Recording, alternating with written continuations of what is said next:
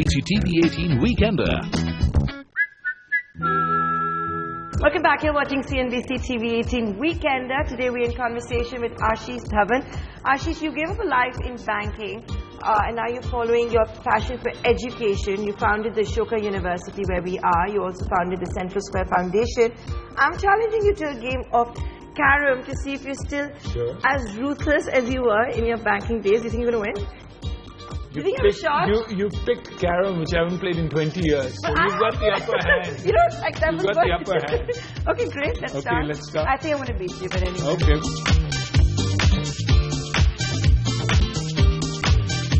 Ashish, do you miss your banking days?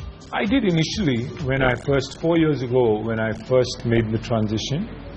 But, you know, within 6 months I was already very passionate about education. As I got into the thick of it, the issues, the reading, meeting people, no, I didn't miss it that much. I mean, I'm equally passionate, if not more passionate about education than I am about investing. So it had nothing to do with the global financial crisis or the meltdown? No, not at all. You were still making money?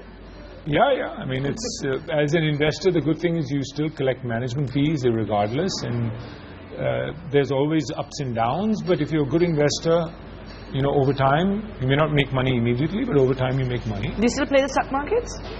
I invest personally. I wouldn't say play the stock markets, but for the long term, you know, like average duration 3, 4, 5, 6 years. Invest in companies, hold them for a while. So do you still check the stock prices every day? No.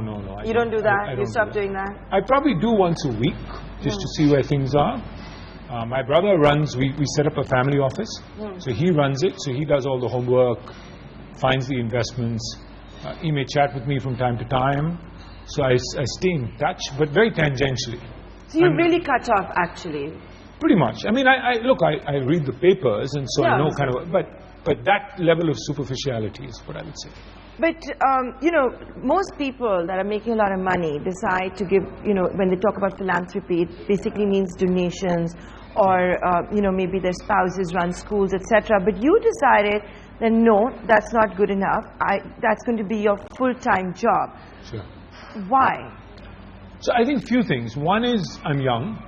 You know, I'm not 65. When you're 65, maybe you think about life differently. You want to hang up your boots, do some good, etc.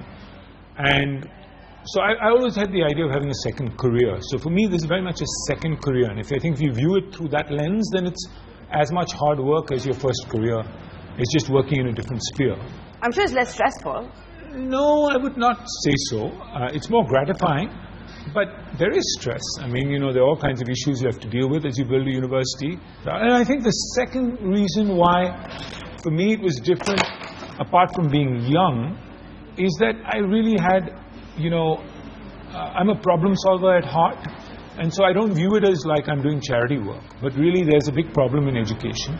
And can one really work towards helping solve those problems in some small way? And so as opposed to just viewing the giving money away part, it's really looking at it as a problem that we're trying to solve, which is what you're trying to do in business. So in that sense, it's very akin to what I was doing in business. But when you meet your friends, you know, from the banking world, when you meet, you know, people from private equity or whatever, do you encourage them to maybe follow what you did, to give back to society? Look, I tell them that it's much easier to do what I did than they think, first of all. I recognize that it's not for most people. But I do tell them that, look, even if you don't want to do it full time, you know, why not take 10% of your time, 5% of your time and cultivate another interest and do something? You may be interested in governance as an issue. You may be interested in health. Study it, read books. You do anyway in the corporate world.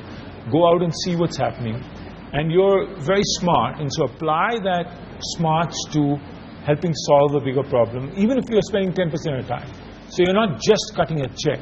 You're actually spending some time. You're applying your intellect to it. So I think that's another model that may apply to most people who don't want to chuck up their career. Have you been, what's your success rate in convincing people to do this? I wouldn't attribute it to me. I think it's more, there's a generation now in India that grew up, was privileged, got a good education, has done very well quickly or early in life, which wasn't there with the prior generation.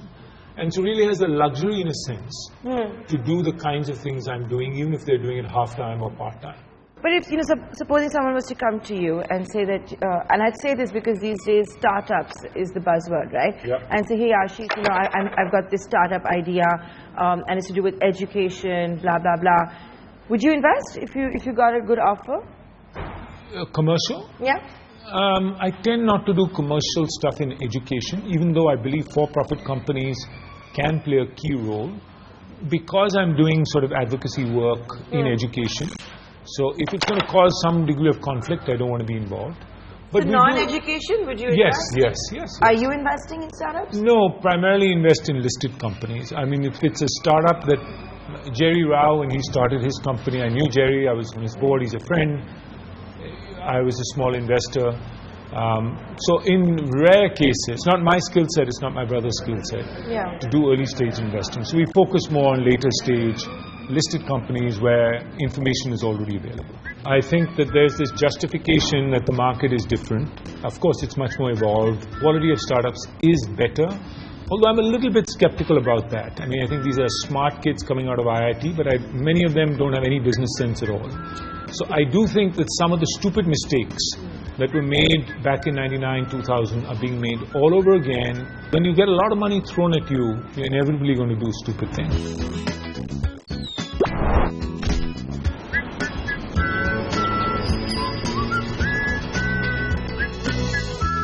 CNBC TV 18 Weekender.